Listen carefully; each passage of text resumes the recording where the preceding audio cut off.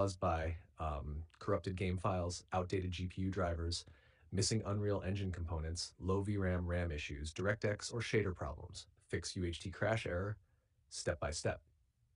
1. Run game as administrator. Right-click Game exe, click Run as administrator, prevents permission-related crashes. 2.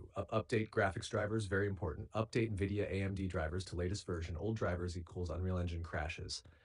3. Verify/reinstall game files. If launcher has verify option, use it. If not, fully uninstall the game, delete leftover folders, reinstall fresh. 4. Install required components. Make sure you have DirectX latest, Microsoft Visual C+ redistributables, all versions. Missing files equals UE crash at launch. And Hushnar 5, lower graphics via config if game won't open. You can see the code in our conversation history.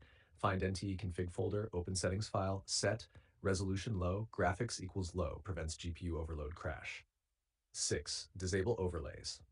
Turn off Discord overlay, NVIDIA Shadow Play, Xbox Game Bar. These often crash Unreal Engine games. 7.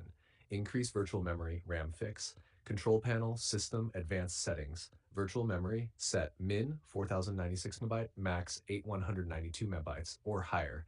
Fixes crash on low RAM systems. 8. Force DirectX 11 mode.